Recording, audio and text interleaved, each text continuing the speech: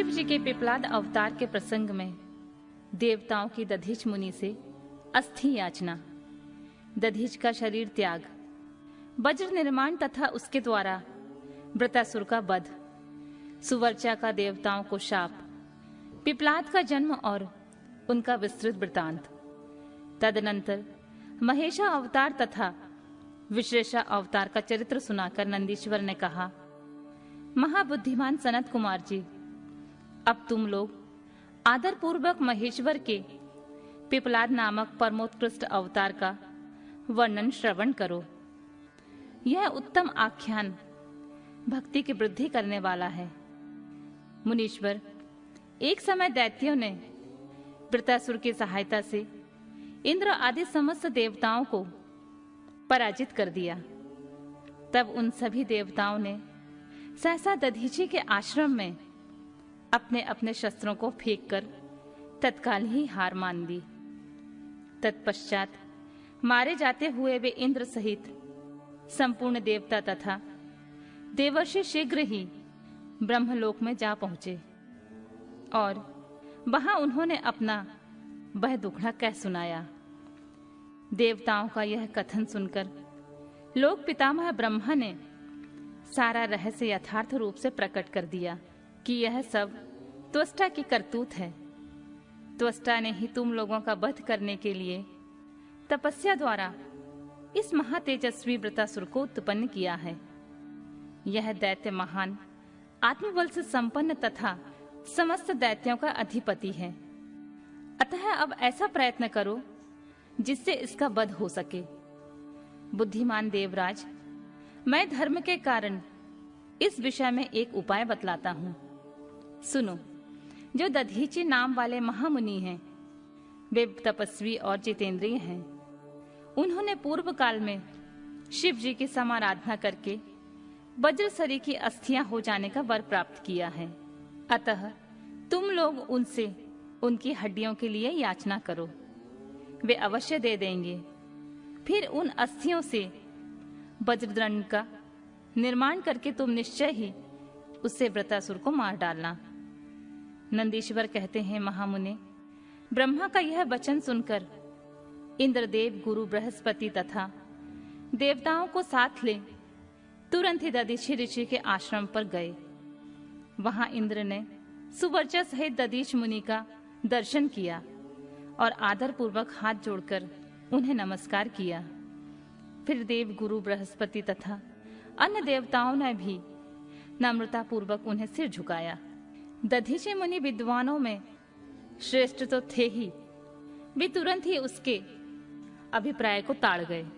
तब उन्होंने अपनी पत्नी सुवर्चा को अपने आश्रम से अन्यत्र भेज दिया।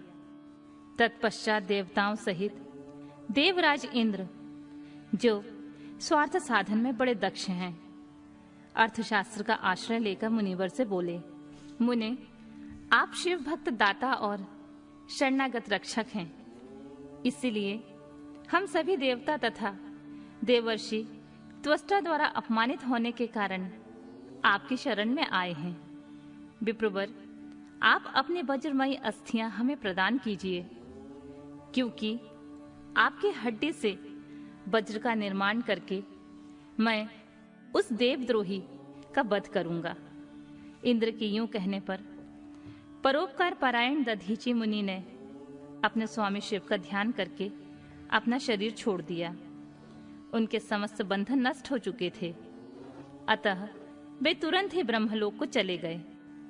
उस समय वहां पुष्पों की वर्षा होने लगी और सभी लोग आश्चर्यचकित हो गए।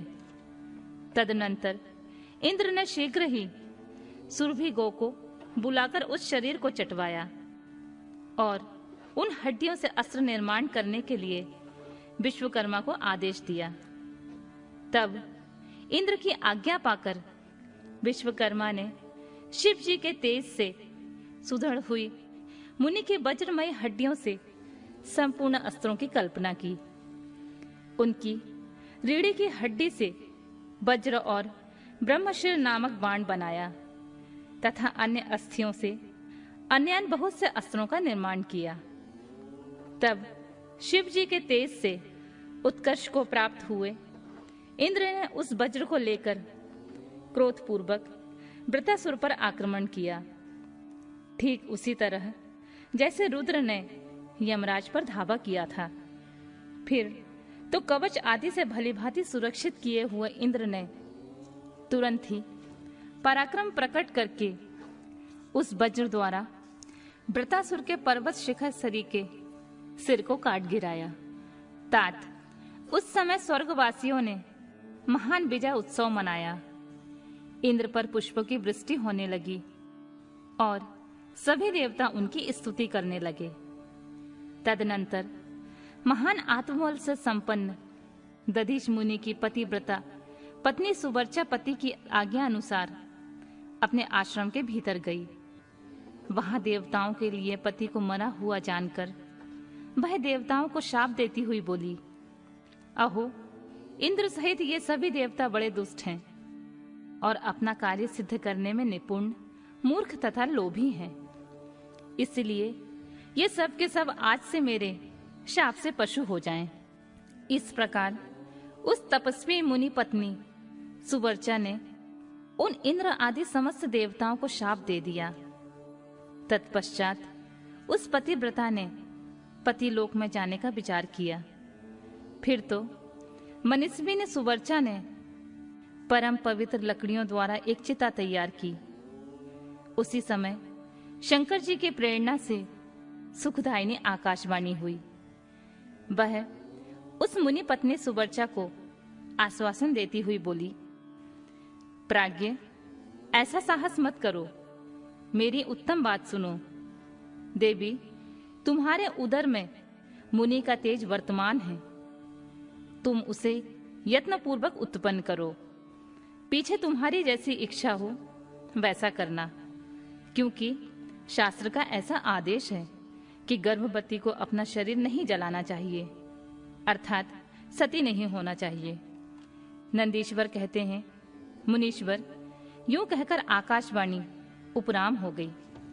उसे सुनकर वह मुनि पत्नी क्षण भर के लिए विस्मय में पड़ गई। परंतु उस सती साध्वी सुवर्चा को तो पतिलोक की प्राप्ति हो अभिष्ट थी। अतः उसने बैठकर पत्थर से अपने उदर को विदीर्ण कर डाला।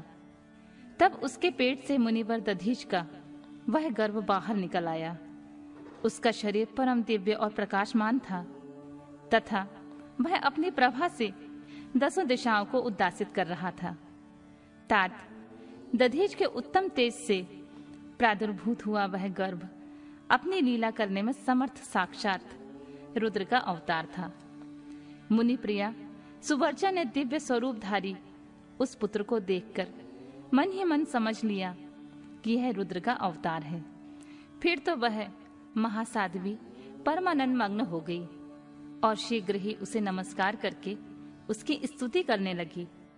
मुनीश्वर, उसने उस स्वरूप को अपने हृदय में धारण कर लिया। तदनंतर पति लोक की कामना वाली विमलेक्षणा माता सुवर्चा मुस्कुराकर अपने उस पुत्र से परम स्नेह पूर्वक बोली, तात्पर्य में शान, तुम वृक्ष के निकट चिरकालमय तक स्थित रहो। महाभाग, तुम समस्त प्राणियों के लिए सुखदाता हो और अब मुझे प्रेम पूर्वक पति लोक में जाने के लिए आज्ञा दो। वहां पति के साथ रहती हुई मैं रुद्र रूपधारी तुम्हारा ध्यान करती रहूंगी। नंदीश्वर कहते हैं, मुने, साध्वी सुवर्चा ने अपने पुत्र से यूं कहकर परम समाधि द्वारा पति का ही अनुगमन किया। मुनिवर, इस प्रकार दधीची पत्नी सुवर्चा शिवलोक में पहुंचकर अपने पति से जा मिली और आनंद पूर्वक शंकर जी की सेवा करने लगी।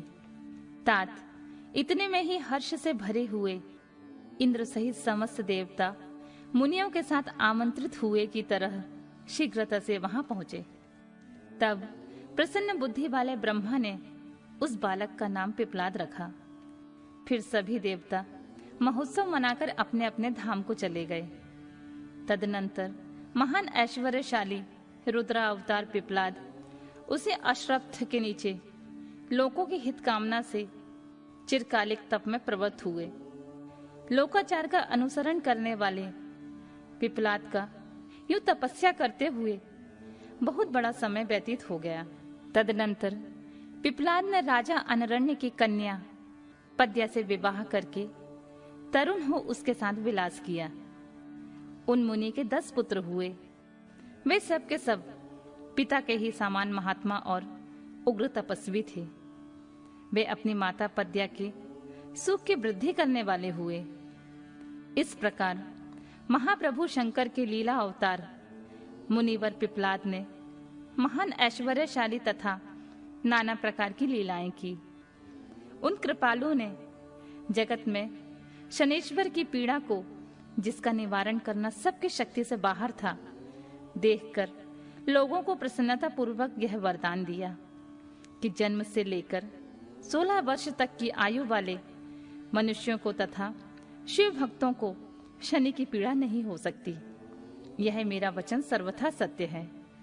यदि कहीं शनि मेरे वचन का अनादर करके उन मनुष्यों को पीड़ा पहुंचाएगा तो वह निसंदेह भस्म हो जाएगा। तात इसलिए उसी भय से भीत हुआ ग्रह श्रेष्ठ शनेश्वर विकृत होने पर भी वैसे भी मनुष्यों को पीड़ा नहीं पहुंचाता। मुनिवर, इस प्रकार मैंने लीला से मनुष्य रूप धारण करने वाले पिप्पलाद का उत्तम चरित्र तुम्हें सुना दिया। यह संपूर्ण कामनाओं को पूर्ण करने वाला है। गाधी, कौशिक और महामुनि पिप्पलाद, ये तीनों स्मरण किए जाने पर शनेश्वर जनित पीड़ा का नाश कर देते हैं। वे मुनिवर दधीची, जो परम ज्ञानी सत्पुरुषों के प्रिय तथा महान शिव भक्त थे, धन्य हैं जिनके यहाँ स्वयं आत्मज्ञानी महेश्वर पिप्पलाद नामक पुत्र होकर उत्पन्न हुए। तात यह आख्यान निर्दोष, स्वर्गप्रद, कुग्रह जनित, दोषों का संहारक, संपूर्ण मनोरथों का पूरक और शिव भक्ति की विशेष वृद्धि करने वाला है।